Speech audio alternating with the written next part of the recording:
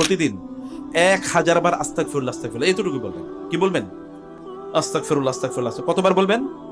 1000 বার। প্রতিদিন 1000 বার বলবেন সাল্লাল্লাহু আলাইহি ওয়াসাল্লাম সাল্লাল্লাহু আলাইহি ওয়াসাল্লাম। এখন থেকে পড়েন, 1 মাস পড়েন, 1 সপ্তাহ পড়েন, দেখেন আপনার জীবন কি। শুধু দেখেন, জাস্ট টেস্ট ইট। শুধু টেস্ট করেন, অন্য কাজ করবেন না।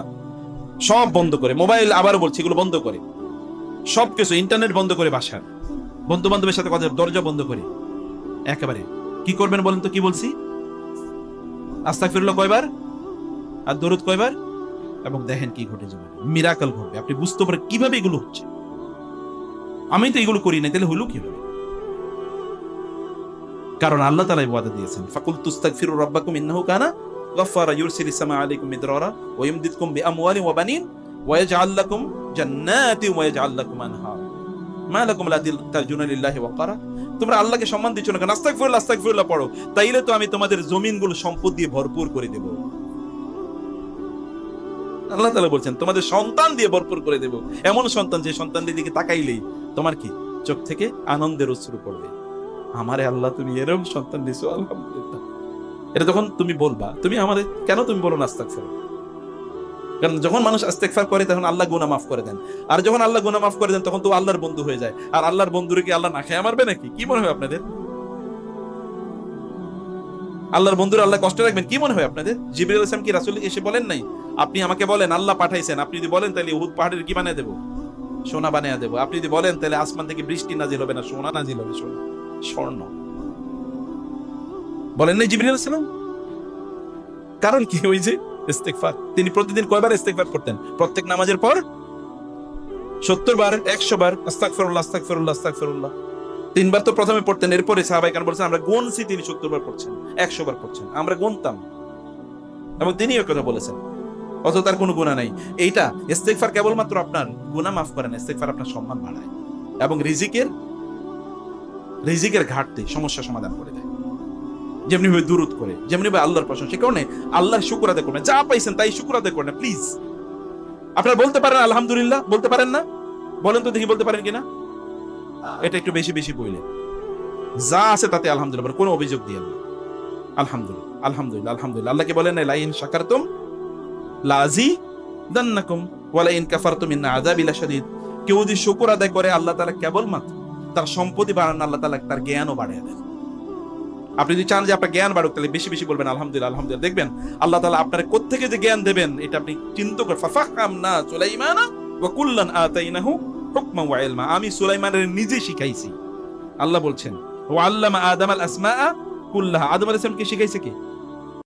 রাসূল সাল্লাল্লাহু আলাইহি ওয়াসাল্লাম বলেছেন আদাবানি রব্বি ফাআসানা তা'দিবি। আমারে আমার রব শিখাইছে। আমার গুরুকে, আমার শিক্ষককে আমার রব আল্লাহ আমাকে শিখিয়েছেন। জ্ঞান দেন। খিদর আলাইহিস সালামকে জ্ঞান কে দিয়েছেন? আল্লাহ করেছে। ওই সূরা আছে না, সূরা কাহফে, ফাওয়াজাদা আবদাম মিন ইবাদিনা আতাইনাহু রাহমাতাম মিন ইনদিনা ওয়া আল্লামনাহু মিন লাদুন্না ইলমা। আমি তারে শিখাইছি। আল্লাহ বলছেন। তাহলে জ্ঞান দেওয়ার মালিক কে? জ্ঞানের মালিক কে? তিনি। জ্ঞান দেনও তিনি। তিনি আপনাকে, আপনি শুকর আদায় করেন, দেখেন তিনি আপনাকে কিভাবে জ্ঞান বাড়ায় দেন। বলেন আলহামদুলিল্লাহ আলহামদুলিল্লাহ আলহামদুলিল্লাহ বলতে থাকেন। আল্লাহ সুবহানাহু ওয়া তাআলাকে ফাঁকি দেয়া যায় না। আপনি আসলে ফাঁকি দিচ্ছেন নিজকে। নিজকে ফাঁকি দিয়ে আপনার লাভ কি? আপনার শেষ, দুনিয়াও শেষ, আখিরাতও শেষ। এবং প্রিয় ভাইরা, এরপরে যেটা বলতে চাই তা হলো আপনি বেশি বেশি মৃত্যুর কথা মনে করবেন। মৃত্যুর কথা, যে এরপরে কি হবে, আখিরাতের কথা যদি কোনো মানুষ মনে করে, রাসূল বলেছেন কেউ যদি আখিরাতকে প্রাধান্য দেয়, তাহলে আল্লাহ তাআলা এই দুনিয়াকে আল্লাহ তাআলা তার পেছনে ছুটিয়ে দেন। যা তুই দুনিয়া তার পেছনে ঘুর, তার গোলামের মতো করে চল। যদি কেউ আখিরাত কেন্দ্রিক চিন্তা করে, বুঝেন না কথা? বুঝতে পারছেন? এই যুবকরা কি বুঝতে পারছেন? আপনারা কি করতে হবে? আখিরাত কেন্দ্রিক চিন্তা করতে হবে। চিন্তা করুন আখিরাত নিয়ে।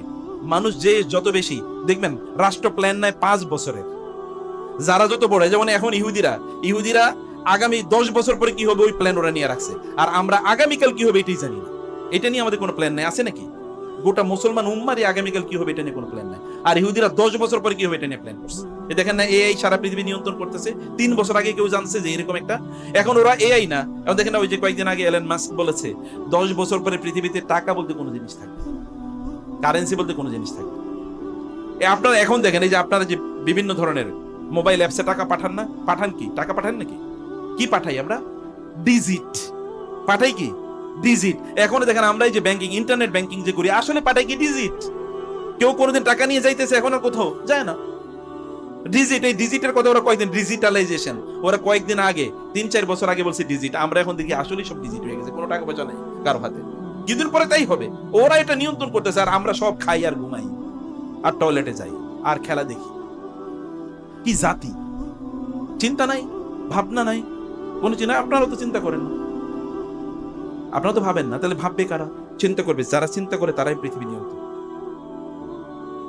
যারা চিন্তা করে তারাই কি পৃথিবী নিয়ন্ত্রণ। মনে রাখবেন, এই কারণে বলা হয় থিঙ্কার, চিন্তাবিদ। চিন্তাবিদরাই পৃথিবী নিয়ন্ত্রণ করে। চিন্তা করেই দেখেন, আপনি চিন্তা করেই দেখেন আল্লাহ তাআলা কিভাবে দুয়ারগুলো উন্মুক্ত করে দেয়। তাহলে চিন্তা করতে হবে আখিরাতে, লং টার্ম ভিশন, যে এখন থেকে 20 বছর পরে কি করবো। আপনারা যে ইয়াংরা চিন্তা করেন, আমি এখন থেকে 20 বছর পরে আমার এলাকার সবচেয়ে বড় ধনী মানুষ আমি হতে চাই, এবং আমার এলাকায় সহিহ আকীদার সবচেয়ে বড় মসজিদ আমি নির্মাণ করতে চাই। আমি একটা মসজিদ নির্মাণ যেখানে আমি 10 কোটি টাকা দেবো, এরকম নিয়ত আপনি করতে পারেন না? আপনি কি ফকিরের মতো নিয়ত করেন কেন? আল্লাহ তো দেখেই লোকটা ফকিরের মতো চিন্তা করে, ওরে আমি ধন দিবই না, সম্পদ দিবই না, কিন্তু ও নিজেই ফকির, মনের দিক থেকে ফকির। যে মনের দিক থেকে ফকির, ওরে আল্লাহ দেবেন নাকি? আপনি মনের দিক থেকে ধনী হতে পারেন, আল্লাহ তুমি আমাকে দাও, আমি দেবো। এবং তার জন্য চেষ্টা করে, বড় ড্রিম হাই, অনেক বড় স্বপ্ন দেখা লাগবে, অনেক বড় চিন্তা করতে হবে, এবং অনেক বড় সিদ্ধান্ত নিতে হবে। এই কারণে রাসূলুল্লাহ সাল্লাল্লাহু আলাইহি ওয়াসাল্লাম তিনি বলেছেন, আখিরাত কেন্দ্রিক কেউ যদি চিন্তা করে, আল্লাহ তাআলা সম্পদ, তার সব কাজগুলো আল্লাহ গুছিয়ে দেন। জাআলাল্লাহু গিনাহু ফি কলবি, আল্লাহ তাআলা তার অন্তরকে ধনী বানিয়ে দেন। ফলে সে অন্তরের দিক থেকে, প্ল্যানের দিক থেকে, পরিকল্পনার দিক থেকে, চিন্তা চেতনার দিক থেকে সে কি হয়? বুদ্ধিজীবী হয়ে যায়। বুদ্ধিজীবী হওয়ার কারণে আসলে তো বুদ্ধিওয়ালারই পৃথিবী নিয়ন্ত্রণ করে। টাকা পয়সা তো বুদ্ধির কারণে যায়। টাকা পয়সা কি পরিশ্রমের কারণে যায় নাকি? আপনার কথা বুঝেন নাই। টাকা পয়সা কি পরিশ্রমের কারণে যায়?